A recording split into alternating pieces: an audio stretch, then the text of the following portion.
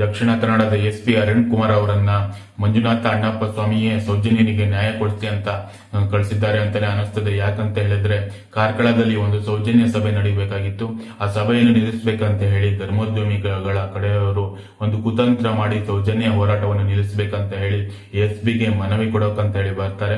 ಅವಾಗ ಎಸ್ಪಿ ಅರುಣ್ ಕುಮಾರ್ ಅವರಿಗೆ ಒಂದು ದೂರನ್ನು ಕೊಡ್ತಾರೆ. ನಮ್ಮ ಕ್ಷೇತ್ರದ ವಿರುದ್ಧ ಮಾನಹಾನಿ ಮಾಡ್ತಾರೆ ಅಂತ ಹೇಳಿ ದೂರನ್ನು ಕೊಡ್ತಾರೆ. ಅದಕ್ಕೆ ಎಸ್ಪಿ ಅರುಣ್ ಕುಮಾರ್ ಅವರು ನೇರವಾಗಿ ಉತ್ತರ ಕೊಡ್ತಾರೆ.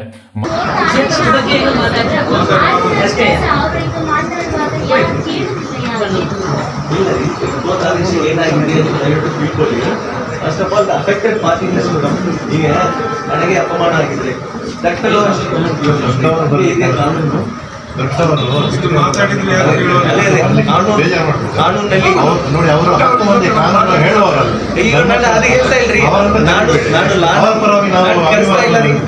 ನಾನು ಹೇಳ್ತಾ ಇರೋದು ಕಾನೂನು ಎಲ್ಲರಿಗೂ ಒಂದೇ ಇದೆ. ದೊಡ್ಡವರಿಗೆ ಒಂದು ಸಣ್ಣವರಿಗೆ ಒಂದು ಎಂದಿಲ್ಲ, ಹಂಗೆಲ್ಲ ಮಾತಾಡೋದು ಸರಿ ಇಲ್ಲ. ನಾನು ಇಲ್ಲೇ ಹೇಳಿ ಬಿಡ್ತೀನಿ, ದೊಡ್ಡವ್ರಿಗೆ ಒಂದು ಸಣ್ಣವ್ರಿಗೆಂದು ಒಂದು ಕಾನೂನು ಇಲ್ಲ. ಕಾನೂನಲ್ಲಿ ಇರೋದು ಡಿಫಮೇಷನ್ ನಲ್ಲಿ ಹೆಂಗ್ ಕಂಪ್ಲೇಂಟ್ ಕೊಡಬೇಕು ಅದಕ್ಕೊಂದು ಪ್ರೊಸೀಜರ್ ಇದೆ. ದೊಡ್ಡವರೇ ಇದ್ರೇನು ಸಣ್ಣವರೇ ಇದ್ರೇನು ಕಾನೂನನ್ನು ಅದಕ್ಕೋಸ್ಕರ ಕಾನೂನನ್ನು ಅದಕ್ಕೋಸ್ಕರ ಬದಲಾವಣೆ ಮಾಡಕ್ ಆಗೋದಿಲ್ಲ. ನೀವು ಯೂಸ್ ಮಾಡಿದ ಪದಕ್ಕೆ ನಾನು ಉತ್ತರ ಕೊಡ್ತಾ ಇದ್ದೀನಿ. ದೊಡ್ಡವರು ಸಣ್ಣವರಿಂದ ಯಾರು ಇಲ್ಲ, ಸಂವಿಧಾನದ ಕೆಳಗೇನೋ ಯಾರಿಲ್ಲ, ಕಾನೂನು ಕೆಳಗೇನೋ ಯಾರಿಲ್ಲ, ಎಲ್ಲರೂ ಕಾನೂನು ಕೆಳಗೆ ಒಂದೇ. ನಾನು ಒಂದೇ, ಅವರು ಒಂದೇ, ಯಾರು ಬೇಕಾದ್ರೂ ಒಂದೇ. ಆ ತರ ಮಾತಾಡೋದು ಸಮಂಜಸವಾಗಿರುವುದು. ಮಾನಹಾನಿ ಆದ್ರೆ ಅವರು ಬಂದು ಕಂಪ್ಲೇಂಟ್ ಕೊಡ್ಲಿ, ಯಾರಿಗೆ ಮಾನಹಾನಿ ಆಗಿದೆಯೋ ಅವರು ಕೊಡ್ಲಿ ಅಂತ ಹೇಳ್ತಾರೆ. ಅವಾಗ ನೀವು ನಮ್ಮ ದೊಡ್ಡವರ ಬಗ್ಗೆ ಈ ರೀತಿ ಎಲ್ಲ ಮಾತಾಡಬಾರ್ದು ಅಂತ ಹೇಳ್ತಾರೆ. ಗೌರವ ಕೊಟ್ಟು ಮಾತಾಡಿ ಅಂತ ಹೇಳಿ ಅಲ್ಲಿರೋರು ಹೇಳ್ತಾರೆ. ಅದಕ್ಕೆ ಎಸ್ ಪಿ ಅರುಣ್ ಕುಮಾರ್ ಅವರು ಹೇಳ್ತಾರೆ, ದೊಡ್ಡವರಿಗೆ ಒಂದು ಕಾನೂನು, ಸಣ್ಣವರಿಗೆ ಒಂದು ಕಾನೂನು ಅಂತ ಇಲ್ಲ, ಕಾನೂನಿನ ಮುಂದೆ ಎಲ್ಲರೂ ಕೂಡ ಒಂದೇ ಅಂತ ಹೇಳಿ ಖಡಕ್ ಆದ ಒಂದು ಉತ್ತರವನ್ನು ಕೂಡ ಕೊಟ್ಟು ಕಳಿಸ್ತಾರೆ ಎಸ್ ಪಿ ಅರುಣ್ ಕುಮಾರ್ ಅಂತಾನೆ ಹೇಳ್ಬೋದು. ಅವಾಗಲೇ ಸೌಜನ್ಯ ಹೋರಾಟಗಾರರಿಗೆ ಅನಿಸಿತು, ಎಸ್ ಪಿ ಅರುಣ್ ಕುಮಾರ್ ಅವರು ಬೆಳ್ತಂಗಡಿಗೆ ದಕ್ಷಿಣ ಕನ್ನಡಕ್ಕೆ ಅಧಿಕಾರಿಯಾಗಿ ಬಂದ್ರೆ ಖಂಡಿತವಾಗಿಯೂ ಕೂಡ ಸೌಜನ್ಯಗೆ ನ್ಯಾಯ ಸಿಕ್ಕೇ ಸಿಗುತ್ತೆ ಅಂತ ಹೇಳಿ. ಈಗ ಅದೇ ಕೂಡ ಆಗಿದೆ ಅಂತಾನೆ ಹೇಳ್ಬೋದು. ಮಂಜುನಾಥ ಅಣ್ಣಪ್ಪ ಸ್ವಾಮಿಯ ಒಂದು ಆಶೀರ್ವಾದದಿಂದ ಸೌಜನ್ಯಗೆ ನ್ಯಾಯ ಕೊಡಿಸುವ ಸಲುವಾಗಿಯೇ ಎಸ್ ಪಿ ಅರುಣ್ ಕುಮಾರ್ ಅವರು ದಕ್ಷಿಣ ಕನ್ನಡಕ್ಕೆ ಬಂದಿದ್ದಾರೆ ಎಸ್ ಪಿ ಆಗಿ ಅಂತಾನೆ ಹೇಳ್ಬೋದು. ಯಾಕಂತ ಹೇಳಿದ್ರೆ ಅವರ ಬಂದ ತಕ್ಷಣವೇ ನೋಡಿರ್ಬೋದು ನೀವು, ಈಗ ಕೂತಿಟ್ಟ ಶವಗಳು ಮೇಲೆ ಬರ್ತಿದ್ದಾವೆ ಅಂತಾನೆ ಹೇಳ್ಬೋದು. ಒಬ್ಬ ಅನಾಮಧೇಯ ವ್ಯಕ್ತಿ ಪ್ರಾಣ ರಕ್ಷಣೆಯನ್ನು ಕೋರಿ ಒಂದು ಸುಪ್ರೀಂ ಕೋರ್ಟ್ ನಲ್ಲಿ ಕೂಡ ಅಫಿಡೇವಿಟ್ಸ್ ಅನ್ನು ಸಲ್ಲಿಕೆ ಮಾಡಿದ್ದಾರೆ. ಹಾಗೂ ಓಜಸ್ವಿ ಗೌಡ ಮತ್ತು ಸಚಿನ್ ದೇಶಪಾಂಡೆ ಅಂತ ಹೇಳಿ ಇಬ್ಬರ ವಕೀಲರ ಮೂಲಕ ನಾನು ಕೂತಿಟ್ಟ ಶವವನ್ನು ಎತ್ತಿ ತೋರಿಸ್ತೇನೆ, ನನಗೆ ಎಸ್ ಪಿ ಅವರು ರಕ್ಷಣೆ ಕೊಡಬೇಕು ಅಂತ ಹೇಳಿ ಒಂದು ಮನವಿಯನ್ನು ಮಾಡ್ಕೊಂಡಿದ್ರು. ಆದ್ರೆ ಎಸ್ ಪಿ ಅನ್ನು ಭೇಟಿ ಮಾಡೋಕೆ ಬಂದಾಗ ಎಸ್ ಪಿಗೆ ನಾವು ಕೊಡಬೇಕಾಗಿದ್ದಂತ ಇನ್ಫಾರ್ಮೇಶನ್ ಅವರು ಇವತ್ತು ಅನ್ಅವೈಲೇಬಲ್ ಆಗಿದ್ದಾರೆ. ಎಸ್ ಪಿ ಅವರು ಇರ್ಲಿಲ್ಲ ಅಂತ ಕಾಣ್ತದೆ ನನಗೆ. ಕೆಲವೊಂದು ರಾಜಕೀಯ ಪಕ್ಷಗಳ ಒಂದು ಕುತಂತ್ರಗಳು ಕೂಡ ಕಾಣಿಸ್ತದೆ ಅಂತಾನೆ ಹೇಳ್ಬೋದು. ನೀವು ದಯವಿಟ್ಟು ಎಸ್ ಪಿ ಅರುಣ್ ಕುಮಾರ್ ಅವರು ಯಾವುದೇ ಒಂದು ರಾಜಕಾರಣಿ ಕೂಡ ನಿಮ್ಮ ಮೇಲೆ ಒತ್ತಡ ಹಾಕಿದ್ರೆ ದಯವಿಟ್ಟು ಮಾಧ್ಯಮದ ಮುಂದೆ ಹೇಳ್ಬೇಕು ಅಂತಾನೆ ಹೇಳ್ತೀವಿ. ಸೌಜನ್ಯ ಹೋರಾಟಗಾರರ ಮುಂದೆ ಹೇಳ್ಬೇಕು, ಮಾಧ್ಯಮದ ಮುಂದೆ ಹೇಳ್ಬೇಕು. ಯಾವ್ದಾದ್ರು ರಾಜಕಾರಣಿಗಳು ಒತ್ತಡ ಹೇರಿದ್ರೆ ಆ ವ್ಯಕ್ತಿ ಊತಿಟ್ಟ ಚೌವನ್ನು ಹೊರತೆಗೆದಾಗ ಅದರ ತನಿಖೆಯನ್ನು ಕೂಡ ನಿಷ್ಪಕ್ಷಪಾತವಾಗಿ ಮಾಡಬೇಕು ಎಸ್ ಪಿ ಅರುಣ್ ಕುಮಾರ್ ಅವರು. ನಿಮ್ಮ ಮೇಲೆ ಸೌಜನ್ಯ ಹೋರಾಟಗಾರರು ನಂಬಿಕೆ ಇಟ್ಟಿದ್ದಾರೆ. ನೀವು ಯಾವಾಗ 2.5 ವರ್ಷದ ಹಿಂದೆ ಒಂದು ಮಾತು ಹೇಳಿದ್ರು, ದೊಡ್ಡವನಿಗೆ ಒಂದು ಕಾನೂನು, ಸಣ್ಣವನಿಗೆ ಒಂದು ಕಾನೂನು ಇಲ್ಲ ಈ ಸಂವಿಧಾನದಲ್ಲಿ ಅಂತ ಹೇಳಿ. ಆವಾಗಲೇ ನೀವು ನಿಮ್ಮಿಂದಲೇ ಸೌಜನ್ಯಗೆ ಒಂದು ನ್ಯಾಯ ಸಿಗುತ್ತೆ. ಅಲ್ಲಿ ನಡೆದಿರುವ ಸಾವಿರಾರು ಹತ್ಯೆಗಳಿಂದ ನಡೆಯುತ್ತಾ ಬರುತ್ತಿರುವ ಒಂದು ಹತ್ಯಾಕಾಂಡಕ್ಕೆ ಒಂದು ನಿಮ್ಮಿಂದಲೇ ಒಂದು ಮುಕ್ತಿ ಸಿಗುತ್ತೆ ಅಂತ ಹೇಳ್ಬೋದು. ಒಂದು ಪೊಲೀಸ್ ಅಧಿಕಾರಿಯಾಗಿದ್ದಂತ ಯೋಗೀಶ್ ಅವರು ಯಾವ ರೀತಿ ಒಂದು ಪ್ರಕರಣವನ್ನು ಹಳ್ಳ ಹಿಡಿಸಿದ್ರು ಅಂತ ಹೇಳಿ ಗೊತ್ತಿದೆ. ಸೌಜನ್ಯ ಪ್ರಕರಣ 13 ವರ್ಷಗಳಾಯಿತು.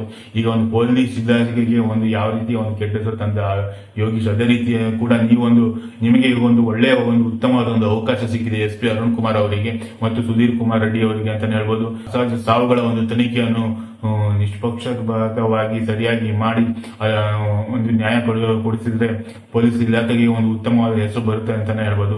ಯಾವುದೇ ರಾಜಕಾರಣಿಗಳು ನಿಮ್ಮ ಒಂದು ಒತ್ತಡ ಹೇಳ್ತಿದ್ರೆ ಅವರ ಹೆಸರನ್ನು ನೇರವಾಗಿ ನೀವು ಮಾಧ್ಯಮದಲ್ಲಿ ಹೇಳ್ಬೋದು, ಒಂದು ವಿಡಿಯೋ ಮಾಡಿ ಹೇಳ್ಬೋದು. ನಾವು ನಿಮ್ಮ ಜೊತೆಗೆ ಸೌಜನ್ಯ ಹೋರಾಟಗಾರರಿದ್ದಾರೆ ಹಾಗೂ ಇಡೀ ಕರ್ನಾಟಕದ ಜನತೆ ಇದೆ ಅಂತಾನೆ ಹೇಳ್ಬೋದು. ಹಾಗೆ ಅಲ್ಲಿನ ಶಾಸಕರಾಗಿರುವಂತಹ ಹರೀಶ್ ಪೂಂಜಾ ಅವರೇ, ನೀವು ನಿಮ್ಮ ಒಂದು ತಾಲೂಕಿನಲ್ಲಿ ಇಷ್ಟು ದೊಡ್ಡ ಒಂದು ಆರೋಪ ಬಂದಿದೆ, ಒಂದು ಭೌತಿಕ ಶವವನ್ನು ಎತ್ತಿ ತೋರಿಸ್ತೇನೆ ಅಂತ ಹೇಳಿ ಒಬ್ಬ ವ್ಯಕ್ತಿ ಹೇಳ್ತಾನೆ ಒಂದು ಧರ್ಮಸ್ಥಳ ಗ್ರಾಮದಲ್ಲಿ. ಇದರ ಬಗ್ಗೆ ಒಂದು ಇಷ್ಟೊಂದು ಆರೋಪ ಬಂದಾಗಲೂ ಕೂಡ ಹರೀಶ್ ಪೂಂಜಾ ಅಲ್ಲಿನ ಶಾಸಕರು ಯಾಕೆ ಒಂದು ಕ್ರಮದಲ್ಲಿ ಒಂದು ಪ್ರತಿಕ್ರಿಯೆ ನೀಡಿಲ್ಲ, ಯಾಕೆ ಒಂದು ಪ್ರತಿಕ್ರಿಯೆ ನೀಡಿಲ್ಲ, ಅದರ ಬಗ್ಗೆ ಯಾಕೆ ಒಂದು ಉತ್ತರವನ್ನು ಕೊಟ್ಟಿಲ್ಲ, ಇಷ್ಟು ದೊಡ್ಡ ಆರೋಪ ಬಂದರೂ ಕೂಡ ಹರೀಶ್ ಪೂಂಜಾ ಅವರು ಯಾಕೆ ಒಂದು ಮಾತಾಡಿಲ್ಲ ಅನ್ನೋ 2 ವರ್ಷ ಆಯ್ತು. 2 ತಿಂಗಳಲ್ಲಿ ನೀವು ಅಪರಾಧಿನ ಹಿಡಿತೀನಿ ಅಂತ ಹೇಳಿದ್ದೀರಾ ಸೌಜನ್ಯ ಪ್ರಕರಣದಲ್ಲಿ. 2 ವರ್ಷ ಆಯ್ತು. ನಿಮ್ಗೆ ಗೊತ್ತಿದ್ದನ್ನು ಮಾತ್ರ ಕೇಳಿ. ಗುಜರಿಯಲ್ಲಿ ನೀವು ಹೇಳಿದ್ದೀರಾ ಸರ್? ಅದರಲ್ಲಿ ಹೇಳಿದ್ದಲ್ಲ, ನಾನು ಹೇಳಿಲ್ಲ, ಹಾಗೆ ಹೇಳಲಿಲ್ಲ. 2 ತಿಂಗಳಲ್ಲಿ ಹಿಡ್ಕೊಡ್ತೀನಿ ಸೌಜನ್ಯ ಪ್ರಕರಣದ ಅಪರಾಧಿಕರಣ. ಇಲ್ಲದನ್ನ ನೀವು ಕೇಳಬೇಡಿ. 2 ವರ್ಷ ಆಯ್ತು ಸರ್. ಕರೆಕ್ಟ್ ಆಗಿ ಕಾಲ ವಿಳಂಬವಾದ ರೀತಿಯಲ್ಲಿ ಅಲ್ಲ, 1-2 ತಿಂಗಳಲ್ಲಿ ನೈಜ ಆರೋಪಿಗಳನ್ನು ಪತ್ತೆ ಹಚ್ಚಿ ಸಮಾಜದ ಮುಂದೆ ಇಡತಕ್ಕಂಥ ಕೆಲಸವನ್ನು ಮಾಡಬೇಕು. 2 ವರ್ಷ ಆಯ್ತು. ಇದು ಏನೋ ಸಾಮಾನ್ಯ ವಿಚಾರವಲ್ಲ ಅಂತಾನೆ ಹೇಳ್ಬೋದು. ಮತ್ತೆ ಈಗ DK ಶಿವಕುಮಾರ್ ಅವರು ಹೇಳಿದ್ರು, ಅಲ್ಲಿ ಕ್ಷೇತ್ರಕ್ಕೆ ಬರ್ತಾರೆ, ಮತ್ತೆ ಬಂದು ನಮ್ಮಂತ 10 DKಶಿಗಳು ಇದ್ದಾರೆ ನಿಮ್ಮ ಜೊತೆ ಕಾಪಾಡೋಕೆ ಅಂತ ಹೇಳಿ. ನನ್ನಂತ DK ಶಿವಕುಮಾರ್ ಸಾವಿರಾರು ಜನ ನಿಮ್ಮ ಬೆನ್ನಿಗೆ ನಿಂತ್ಕೊಳ್ಳಿಕ್ಕೆ ನಾವು ಬದ್ಧವಾಗಿದ್ದೇವೆ. ಆದ್ರೆ ಈಗ ಅಲ್ಲಿ ಒಂದು ಆರೋಪ ಒಂದು ಕೇಳಿ ಬರ್ತಾ ಇದೆ, ಸಾವಿರ ಹಣಗಳನ್ನು ಮುಚ್ಚಿಟ್ಟ ವ್ಯಕ್ತಿ ತೋರಿಸ್ತಾನೆ ಅಂತ ಹೇಳಿ. ಇಷ್ಟೊಂದು ದೊಡ್ಡ ಆರೋಪ ಬಂದು ಕೂಡ ಯಾಕೆ ಪ್ರತಿಕ್ರಿಯೆ ನೀಡುತ್ತಿಲ್ಲ ಉಪಮುಖ್ಯಮಂತ್ರಿ ಅಂತ ಹೇಳಿ ಒಂದು ಪ್ರಶ್ನೆಗಳು ಮೂಡುತ್ತದೆ ಅಂತ ಹೇಳ್ಬೋದು.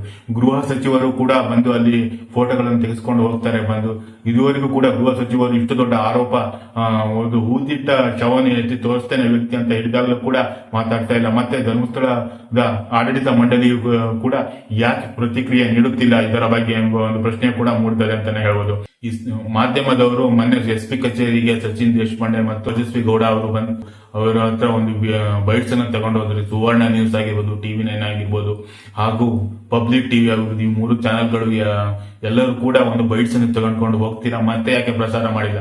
ಇದೇ ರೀತಿಯ ಒಂದು ಕೆಲಸವನ್ನು ಕೂಡ ನೀವು ಒಂದು ಸೌಜನ್ಯ ಹೋರಾಟಗಾರರು ದಲ್ಲಿ ಚೆಲುವು ಮಾಡಿದಾಗಲೂ ಕೂಡ ಬೈಟ್ಸ್ ಅನ್ನು ತೆಗೆದುಕೊಂಡು ಹೋಗಿದ್ರೆ, ಅಲ್ಲಿನ ಬೈಟ್ಸ್ ಅನ್ನು ತೆಗೆದುಕೊಂಡು ಹೋಗ್ತೀರಾ, ಮಾಧ್ಯಮದಲ್ಲಿ ಪ್ರಸಾರ ಮಾಡೋದಿಲ್ಲ. ಸೌಜನ್ಯ ಹೋರಾಟ ನಡೆದಿರುವಾಗಲೂ ಕೂಡ ಬೈಟ್ಸ್ ಅನ್ನು ತೆಗೆದುಕೊಂಡು ಹೋಗ್ತೀರಾ, ಮಾಧ್ಯಮದಲ್ಲಿ ಪ್ರಸಾರ ಮಾಡೋದಿಲ್ಲ. ಹಾಗಾದ್ರೆ ಈ ಬೈಟ್ಸ್ ಅನ್ನು ಹೋಗಿ ಅಲ್ಲಿ ಕೂತಿರೋರು ಯಾರು ಡಿಲೀಟ್ ಮಾಡ್ತಾ ಇದ್ದಾರಾ ಅಥವಾ ಎಂಬ ಒಂದು ಪ್ರಶ್ನೆ ಕೂಡ ಮೂಡ್ತದೆ ಅಂತಾನೆ ಹೇಳ್ಬೋದು. ಇಲ್ಲ, ನೀವು ಬೈಟ್ಸ್ ತಗೊಳಕ್ ಬರ್ಬೇಡಿ, ಇಲ್ಲ ತಗೊಂಡ್ಮೇಲೆ ಪ್ರಸಾರ ಮಾಡಬೇಕು, ಯಾಕೆ ಈ ರೀತಿಯ ಒಂದು ತಾರತಮ್ಯ ಮಾಡ್ತೀರಿ ಎಂಬ ಒಂದು ಪ್ರಶ್ನೆ ಕೂಡ ಮೂಡ್ತದೆ ಅಂತಾನೆ ಹೇಳ್ಬೋದು. ಅದೇ TV9 ಅವರು ಗಿರೀಶ್ ಮಟ್ಟಣ್ಣ ಅವರಿಗೆ ಮುತ್ತಿಗೆ ಹಾಕಿದ್ರು ಧರ್ಮಸ್ಥಳ ಸಂಘದ ಮಹಿಳೆ ಕಾರ್ಯಕರ್ತರು ಅಂತೇಳಿ ಸುದ್ದಿ ಪ್ರಸಾರ ಮಾಡ್ತೀರಾ. ಅದೇ ಹೂತಿಟ್ಟ ಸ್ಥಳವನ್ನು ಮೇಲೆತ್ತುವ ಒಂದು ಸುದ್ದಿ ಬಂದಾಗ ಯಾಕೆ TV9 ನಲ್ಲಿ ಇದುವರೆಗೂ ಕೂಡ ಪ್ರಸಾರ ಮಾಡಿಲ್ಲ? ಹಾಗೂ ಏಷ್ಯಾನೆಟ್ ಸುವರ್ಣ ನ್ಯೂಸ್ ನಲ್ಲಿ ಅಜಿತ್ ಹನುಮಕ್ಕನವರು ಹೇಳ್ತಾರೆ, ಇದುವರೆಗೆ ಆದ ತನಿಖೆಗೂ ಸತ್ಯಾಂಶಕ್ಕೂ ವ್ಯತ್ಯಾಸ ಇಲ್ಲ, ಅವನೇ ಆರೋಪಿ ಅನ್ನೋ ರೀತಿಯಲ್ಲಿ, ಸಂತೋಷ್ ರಾವೇ ಆರೋಪಿ ಅನ್ನೋ ರೀತಿಯಲ್ಲಿ ಮಾತಾಡುವಂತಹ ಅಜಿತ್ ಹನುಮಕ್ಕನವರ ಅರೆಸ್ಟ್ ಆಗಿ ಜೈಲಿನಲ್ಲಿರುವಂತವನನ್ನ ಜೈಲಿನ ಒಳಗಡೆ ಹೋಗಿ ಮಾತಾಡಿಸಿಕೊಂಡು ಬಂದಿದ್ರಿಂದ ಹಿಡಿದು ಅವನಿಗೆ ಈ ಸಭೆಯಲ್ಲಿ ಹೇಳೋದಕ್ಕೆ ಬರದಂಥ ಒಂದು ದೈಹಿಕ ನ್ಯೂನ್ಯತೆ ಇತ್ತು. ಆ ದೈಹಿಕ ನ್ಯೂನ್ಯತೆ ಅಂದ್ರೆ ಏನು, ಅದರ ಕನ್ಫರ್ಮೇಷನ್ ಏನು, ಆ ಲೆವೆಲ್ ತನಕ ಹೋಗಿದ್ದೀನಿ ನಾನು. ಹೀಗಾಗಿ ಸೌಜನ್ಯ ಮರ್ಡರ್ ಕೇಸ್ನಲ್ಲಿ ಇದುವರೆಗೂ ಆಗಿರುವ ತನಿಖೆಗೂ ಮತ್ತು ಸತ್ಯಾಂಶಕ್ಕೂ ವ್ಯತ್ಯಾಸ ಇಲ್ಲ. ಯಾರ್ಯಾರ ಮೇಲೆ ಆರೋಪ ಇದೆ, ಅವರು ಕೊಲೆ ನಡೆದ ಸಂದರ್ಭದಲ್ಲಿ ಆ ಜಾಗದಲ್ಲಿದ್ದರು ಅಥವಾ ಎಷ್ಟೆಷ್ಟು ದೂರದಲ್ಲಿದ್ದರು ಅಂತ. ಕೆಲವರಂತೂ 60 ಕಿಲೋಮೀಟರ್ ದೂರದಲ್ಲಿದ್ದರು ಕೊಲೆಯಾದ ಸಂದರ್ಭದಲ್ಲಿ, ಅವ್ರ ಮೇಲೆ ಆರೋಪ ಮಾಡ್ತಾ ಇದ್ದಾರೆ. ಇನ್ನು ಕೆಲವರು ವಿದೇಶದಲ್ಲಿದ್ದರು. ಈ ಒಂದು ಹೂತಿಟ್ಟ ಶವದ ಬಗ್ಗೆ ಇಷ್ಟೊಂದು ದೊಡ್ಡ ಸುದ್ದಿ ಆದ್ರೂ ಕೂಡ ಯಾಕೆ ಮಾತಾಡೋದಿಲ್ಲ ಈ ಅಜಿತ್ ಹನುಮಕ್ಕ ಅವರು? ಮತ್ತೆ ಪಬ್ಲಿಕ್ TV ರಂಗನಾಥ್ ಅಲ್ಲಿ ಇರುವ ಒಂದು ಧರ್ಮಾಧಿಕಾರಿಗೆ ಒಂದು ರಾಜ್ಯಸಭಾ ಸ್ಥಾನ ಸಿಕ್ಕಾಗ ಪ್ರೈಮ್ ಟೈಮ್ ನಲ್ಲಿ 9 ಗಂಟೆಯಲ್ಲಿ ಕುತ್ಕೊಂಡು ಮಾತಾಡಿಸ್ತಾರೆ ಲೈವ್ ನಲ್ಲಿ. ತಮಗೆ ನಮಸ್ಕಾರ. ಸುದ್ದಿ ಕೇಳಿ ಖುಷಿ ಆಯ್ತು. ನಾನು ಒಂದು ಫೋನ್ ಮಾಡೇ ಬಿಡೋಣ ಅಂತ ಮಾಡ್ಬಿಟ್ಟಿದ್ದೀನಿ. ಖಂಡಿತವಾಗಿ. ಹಲೋ, ಹಾ, ಕೇಳಿಸ್ತಿದೆ. ನೀವೇನಾರು ಹೇಳ್ತೀರೇನೋ ಅಂತ ನಾನು ಬಹಳ ತಾಳ್ಮೆಯಿಂದ ಕಾಯ್ತಾ ಇದ್ದೀನಿ. ರಂಗನಾಥ್, ಅದೇ ಸೌಜನ್ಯ ಹೋರಾಟದ ಬಗ್ಗೆ ಇಷ್ಟೊಂದು ಒಬ್ಬ ಶವ ಒಂದು ಹೂತಿಟ್ಟ ಒಂದು ಸುದ್ದಿ ಒಂದು ವೈರಲ್ ಆಗ್ತಾ ಇದೆ, ಎಲ್ಲ ಸಾಮಾಜಿಕ ಜಾಲತಾಣಗಳಲ್ಲಿ ವೈರಲ್ ಆಗ್ತಿದೆ. ಇದರ ಬಗ್ಗೆ ಕೂಡ ಯಾಕೆ ರಂಗನಾಥ್ ಅವರು ಮಾತಾಡೋದಿಲ್ಲ ಎಂಬ ಒಂದು ಪ್ರಶ್ನೆಗಳು ಕೂಡ ಮಾಡುತ್ತದೆ. ಪಬ್ಲಿಕ್ TV, ಸುವರ್ಣ ನ್ಯೂಸ್, TV9 ಈ ಬಹಳ ದೊಡ್ಡ ಮಾಧ್ಯಮಗಳು ಅಂತೇಳಿ ಕೂಡ ನೀವು ಧ್ವನಿ ಎತ್ತೋದಿಲ್ಲ. ಇಷ್ಟು ದೊಡ್ಡ ಒಂದು ಸುದ್ದಿ ಆದ್ರೂ ಕೂಡ ಪ್ರಶ್ನೆ ಮೂಡ್ತದೆ. ಎಲ್ಲರೂ ಕೂಡ ಬೈಟ್ಸ್ ತಗೊಂಡೋಗಿ ಡಿಲೀಟ್ ಮಾಡ್ತೀರಾ ಕುತ್ಕೊಂಡು ಬೆಂಗಳೂರು ಆಫೀಸಲ್ಲಿ ಎಂಬ ಒಂದು ಪ್ರಶ್ನೆ ಮೂಡ್ತದೆ ಅಂತಾನೆ ಹೇಳ್ಬೋದು. ಯಾಕೆ ಇದುವರೆಗೂ ಕೂಡ ನೀವು ಯಾವುದೇ ಒಂದು ಸುದ್ದಿಯನ್ನು ಪ್ರಸಾರ ಮಾಡೋದಿಲ್ಲ ನೀವು ಚಾನಲ್ಗಳು? ಮಹೇಶ್ ಅಣ್ಣ ಹೇಳಿದ್ರು, ನೀವು ಸರಿಯಾಗಿ ಒಂದು ಟಿವಿಯಲ್ಲಿ ತೋರಿಸಿದ್ರೆ ಇದು ಇಷ್ಟೊತ್ತಿಗೆ ಆರೋಪಿಗಳು ಒಳಗೆ ಇರ್ತಿದ್ರು ಅಂತೇಳಿ ಮಹೇಶ್ ಅಣ್ಣ ಹೇಳಿದ್ರು. ಬೀದಿ ಹೋರಾಟ ನಿಮ್ಮಂತವರು ಮಾಧ್ಯಮದವರು ಹಾಕೋದ್ರಿಂದ ಬೀದಿ ಹೋರಾಟ ಆಗೋದು. ನೀವೆಲ್ಲ ಕರೆಕ್ಟ್ 12 ವರ್ಷದಿಂದ ಮಾಡ್ತಿದ್ರೆ ಬೀದಿ ಹೋರಾಟ ಆಗ್ತಿರ್ಲಿಲ್ಲ. ಆರೋಪಿಗಳು ಜೈಲಲ್ಲಾಗಿ ಗಲ್ಲು ಶಿಕ್ಷೆ ಆಗ್ತಿದ್ರು. ನೀವೀಗ ಮಹೇಶ್ ಶೆಟ್ಟಿ ಒಳಗೆ ಹೋಗ್ತಾನಂತ ಹೇಳಿ ನೋಡ್ಲಿಕ್ಕೆ ನೀವು ಬಂದದ್ದು ಮಾಧ್ಯಮದವರು. ಇಲ್ಲಾದ್ರೆ ಎಲ್ಲಿಯಾದ್ರೂ ಮಾಡಿದ್ರೆ ಇಷ್ಟು ತನಕ ಯಾಕೆ? ಮೊನ್ನೆ ಒಂದೆರಡು ಮೀಡಿಯಾದವರು ಬಂದಿದ್ದಾರೆ, ಮೊನ್ನೆ ಒಳಗೆ ಹೋಗ್ತಾನಂತ ನೋಡ್ಲಿಕ್ಕೆ ಮಾಡಿಕೊಂಡು ಹೋಗಿದ್ದಾರೆ, ಇಷ್ಟ ತನಕ ಹಾಕ್ಲಿಲ್ಲ. ಯಾಕೆ?